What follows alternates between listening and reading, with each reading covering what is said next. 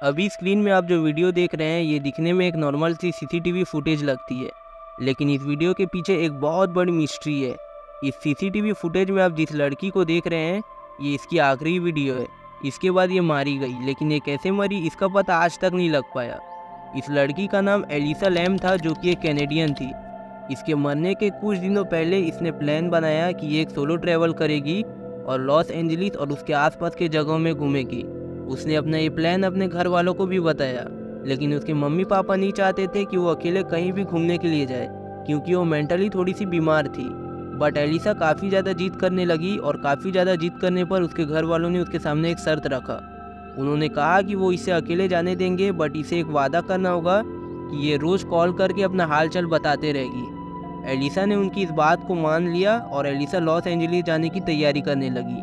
26 जनवरी 2013 को Elisa Los Angeles पहुंची और ठीक 2 दिनों बाद मतलब कि 28 जनवरी को एलिसा लॉस एंजलिस के एक सेसिल नाम के होटल में रुकी। शुरुआत में एलिसा उस होटल में कुछ और लड़कियों के साथ अपना रूम शेयर करके रहती थी, बट उन लड़कियों का जो बिहेवियर था वो काफ़ी ज़्यादा अजीब था, इसलिए उसने अपने लिए एक पर्सनल रूम ले लिया। कुछ दिनों तक सब कुछ नॉर्मल था, बट 30 और 31 जनवरी के बीच उसने अपने घर वालों को कॉल नहीं किया।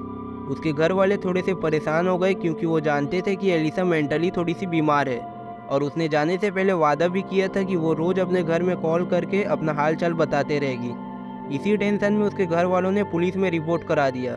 पुलिस वालों ने जब उस होटल में जाकर छानबीन की तो उन्हें एलिसा के बारे में कोई भी पता नहीं चला।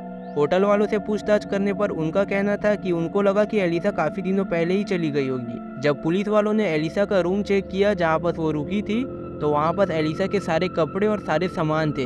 इसे देखकर पुलिस वाले समझ गए कि एलिसा रूम को तो छोड़ के गई नहीं थी, क्योंकि वो अगर होटल को छोड़ के जाती तो अपने साथ कपड़े और अपने सारे सामान भी लेके जाती, बट उसके सारे सामान वहीं होटल के रूम में रखाए थे। पुलिस वालों ने जब होटल के सीसीटीवी कैमरे को चेक किया तो वो भी थोड़ा घबरा गए, क्योंकि सीसीटीवी फुटेज में एलिसा का एक लिफ्ट वाला फुटेज दिखा, जहाँ पर वो बार बार सारे बटनों को एक साथ दबाने की कोशिश करती, तो कभी बाहर झांक के देखती। उसे देख के ऐसा लग रहा था कि वो किसी से छुपने की कोशिश कर रही है या फिर वो किसी से डर के छुप रही है।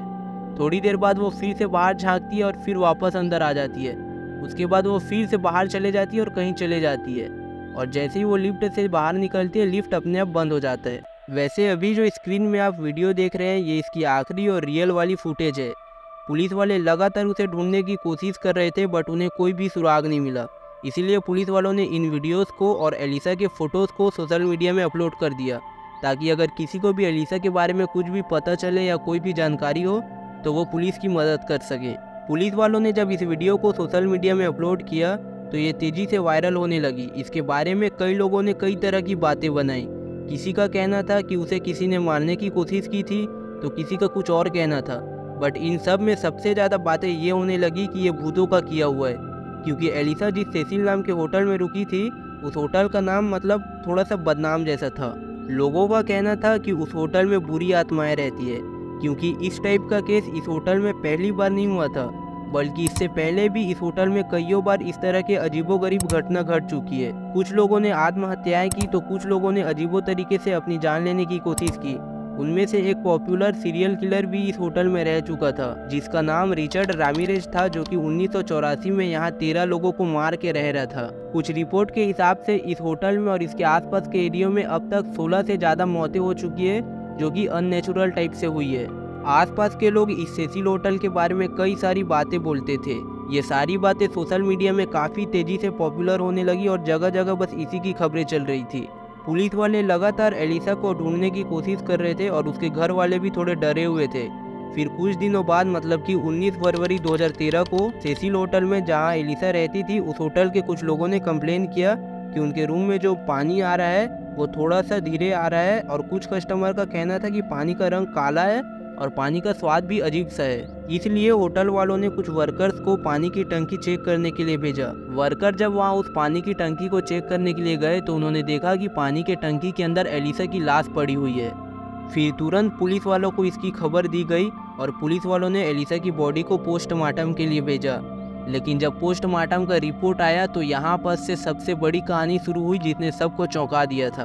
पोस्टमार्टम की रिपोर्ट के हिसाब से एलिसा ने आत्महत्या की थी, क्योंकि उसके शरीर में किसी भी प्रकार का चोट, जबरदस्ती या फिर जहर वहर जैसी कोई भी चीज़ नहीं मिली, सिर्फ उसके पेट में कुछ दवाई मिले जो कि वो अपने मानसिक रूप से बीमार होने के कारण ले रही थी। इस रिपोर्ट ने सारे लोगों के होश उड़ा दिए, स्पेशली होटल वाले तो और भी चौंके हुए थे, क्योंकि होटल मैनेजमेंट का कहना था कि होटल के किसी भी कस्टमर को पानी के टंकी के एरिया में जाना मना है।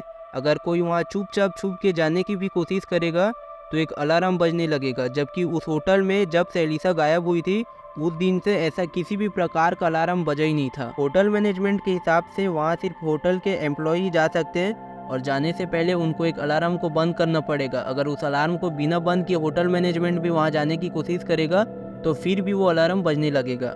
और देखा जाए तो उस छत तक पहुँचने के लिए एक और रास्ता है जो कि इमरजेंसी सिचुएशन के लिए बनाया गया है। और मान लो अगर एलिसा इस रास्ते से भी जाती तो उसे छत तक पहुंचने में एक पतली सीढ़ी चढ़ना होता, जो कि काफ़ी ज़्यादा कठिन था और बिना सपोर्ट के लगभग नामुमकिन था। और तो और होटल मैनेजमेंट का कहना था कि मान लो अगर एलिसा इस सीढ़ी को चढ़ के आगे भी बढ़ती तो उसे उस टंकी में कूदने के लिए एक ढक्कन को खोलना होता, जिसका वजन लगभग 20 पाउंड के आसपास का था, जो कि काफ़ी ज़्यादा भारी था और एलिसा के लिए उसे खोलना लगभग नामुमकिन था। कुछ रिपोर्ट्स की माने तो जब होटल के वर्कर्स उस पानी की टंकी को चेक करने के लिए गए थे तो वो पानी का टंकी का ढक्कन पहले से ही बंद था। और अगर मान लो एलिसा आत्महत्या भी करती तो वो वापस से थोड़ी ना ढक्कन को बंद करती, क्योंकि अगर कोई भी आत्महत्या करता वो एक बार पानी में कूदता हो तो फिर डूब के ही मर जाता ना। और देखा जाए तो उसे अंदर से बंद करना भी लगभग नामुमकिन था, या तो बाहर से कोई सपोर्टर चाहिए उसे मदद करने के लिए या फिर नामुमकिन समझ लो। बट पोस्टमार्टम के हिसाब से ये सीधा सीधा आत्महत्या है और आत्महत्या मान के इस केस को बंद कर दिया। लेकिन आपको क्या लगता है, ये सच में आत्महत्या है या फिर कोई मर्डर है? क्योंकि आसपास के जो कुछ और भी लोग थे उस होटल के आसपास के, उनका भी मानना था कि ये आत्महत्या नहीं हो सकता। और आई थिंक उस लिफ्ट के वीडियो में जो कुछ भी दिखाया गया उसे देख के तो मुझे बिल्कुल भी नहीं लगता कि ये किसी इंसान का काम है या फिर आत्महत्या है, मुझे तो कुछ और ही लग रहा है।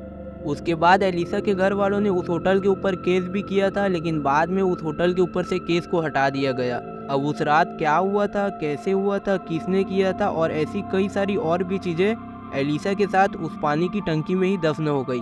वेल, अगर आपको ये रियल स्टोरी पसंद आई होगी तो वीडियो को लाइक करके अपने दोस्तों के साथ भी शेयर करिएगा। और अगर आपके पास भी कोई ऐसी इंटरेस्टिंग सी स्टोरी हो जो आप मुझे सजेस्ट करना चाहो ताकि मैं इस चैनल में उसे वीडियो बना के समझा पाऊँ, तो आप चाहो तो मैं डिस्क्रिप्शन में एक ईमेल दे दूंगा, आप मुझे उस ईमेल में मेल कर सकते हो। मिलेंगे फिर से एक नई वीडियो में, तब तक के लिए बाय बाय।